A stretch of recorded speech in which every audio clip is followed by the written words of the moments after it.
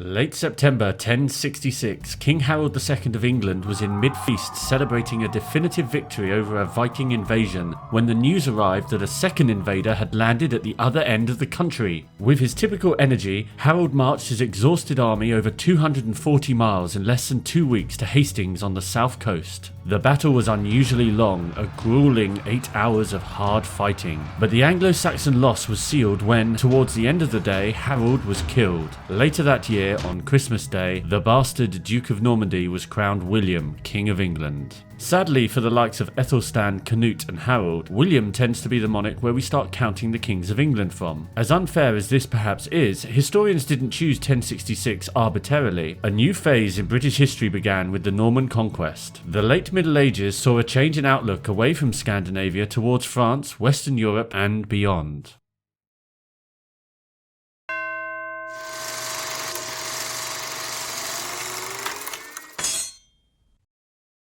English resistance did not end in 1066. It was another 9 years before William was secure on his throne. As more rebellions kept cropping up, more savage methods were used to put them down. In 1069, he ordered the destruction of all animals and crops in northern England, leading to as many as 150,000 deaths. When England was more safely subdued, William set about valuing and taxing it. A survey of everything was created, the Doomsday Book, so called because it was supposed to last forever until the Day of Doom. It valued the whole of England at £73,000, which made it the richest kingdom in northern Europe. The fact that England had been unified as a country only a century earlier allowed for a quicker conquest than had there been many smaller kingdoms. But neither Wales nor Scotland were a single political unit, and their terrain was hilly, making conquest more difficult. At times through this period, Welsh and Scottish kings acknowledged the overlordship of English kings, but this was not always sustained. The Normans brought a new architectural style when building their castles and churches in Britain, and if they didn't introduce feudalism, they certainly refined it. Wealth was measured in the amount of land owned, and through the feudal system, land was given to the king's supporters in return for loyalty. It could be an effective system of governing, but there were three inherent problems with feudalism: the problem of the barons, the problem of the church, and the problem of being a bad king.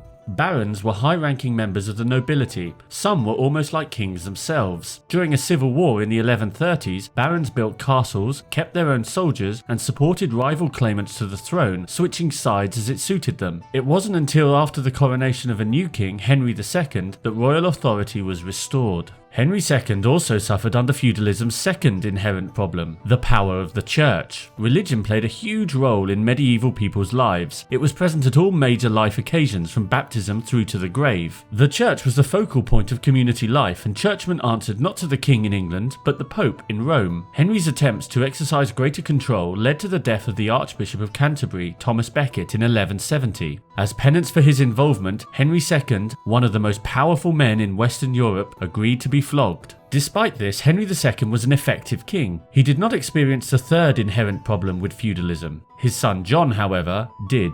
Vilified for his part in the mythical stories of Robin Hood, King John has had a rough time of it historically, and whilst he may have had victories in battle against the Irish, he was unable to conduct the wars in France with any success. He lost nearly all his ancestral lands there, and at great cost to the English taxpayer. A system of government that relies on loyalty becomes redundant if the king is unable to inspire it. In the 1130s and the 1400s, rebel barons had supported rival claimants to the throne, but in 1215 there were no credible alternative candidates to focus their support on, so the barons were forced to devise a different kind of focus, a program of reform. Instead of swearing allegiance to an alternative ruler, they could swear to abide by the terms of the Magna Carta. Two items in the Magna Carta are still important today. We cannot be punished without a fair trial, and we cannot be taxed without our representatives agreeing to it. It was not, in fact, the intention of the barons to demand greater power for the people, only to protect the 100 or so of them from being overtaxed. However, over the centuries, the Magna Carta grew in importance and allowed for the birth and growth of Parliament, creating a consultative king, not a feudal overlord.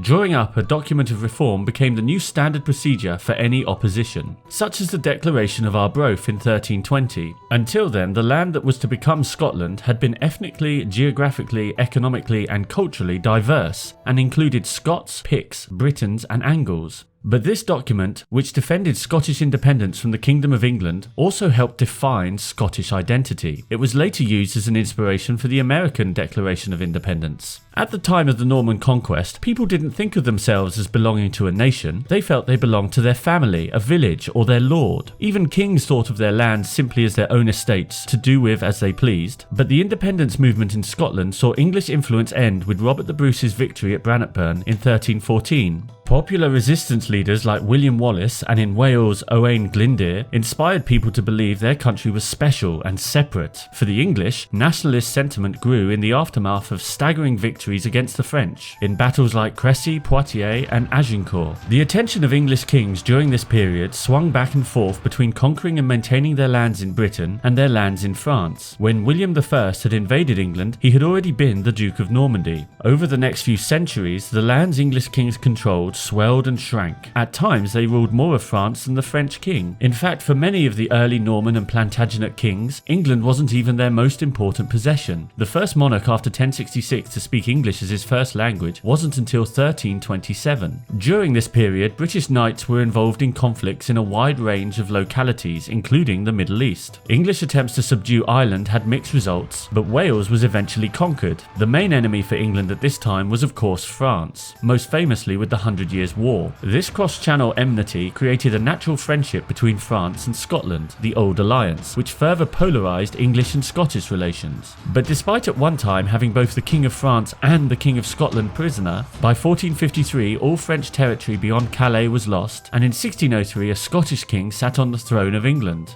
Whilst the noblemen get much of the attention, 90% of the population of medieval Britain were peasants. Most lived in small villages, in houses sharing their living space with the animals they raised. The floor was made of beaten earth with an open fire on a stone slab in the middle. There was no chimney, so the cottage was often filled with smoke. Of course, 50% of the population were women, but sadly they did not get mentioned much in the history books. Noble women often had the choice of arranged marriages or becoming nuns. For peasant women, they had more choice of husband, but with life expectancy around 40, women would be expected to marry again if their husbands died. Their lord might even command it, as it made more sense for houses to be occupied by families rather than individuals. And there was always plenty of work to be done. Men often worked the land, whilst women raised the children, looked after the livestock, ground the grain, baked the bread, cooked the food, cleaned the house, did the washing, collected the water, cut the wood, brewed the beer, and if needed, which they often were, helped with farming. In the south and east of Britain, where the land was relatively flat and best for farming, peasants worked strips of land in rotation. One field in four would be left fallow to replenish its nutrients. Further west and north into Cornwall, Wales and Scotland, where the land was hillier, an infield-outfield system was in place which devoted much more time to sheep herding. And Britain was an island full of sheep. Wool, and later spun cloth, was Britain's main export.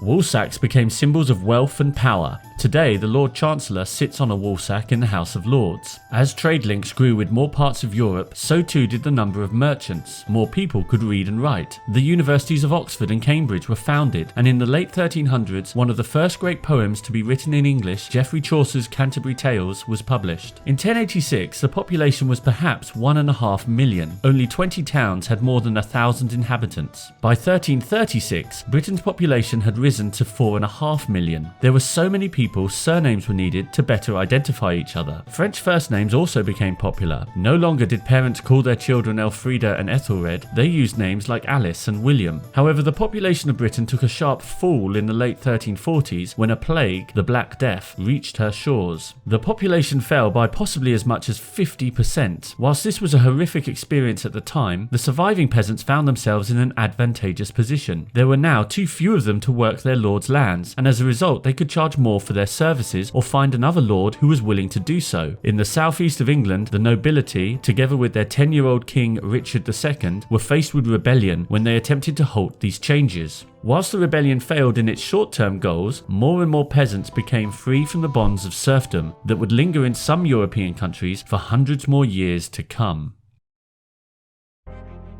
This period begins with William of Normandy's conquest of England in 1066. The Normans set about great changes to England through the Domesday Book, the harrying of the north, and the use of the feudal system. Still, the new English nobility went to war with itself in the 1130s, 1210s, and 1400s. One consequence of this was the Magna Carta of 1215. Another was the Kingdom of Scotland managing to assert its complete independence from England after the Battle of Bannockburn in 1314. Wales, by contrast, was incorporated into England. The arrival of the Black Death in 1348 had a huge impact on Britain and led to the Peasants' Revolt in 1381. During this time, England was often at war with, and Scotland allied to, France. The final civil war of this period, the War of the Roses, led to the establishment of a new dynasty, the Tudors.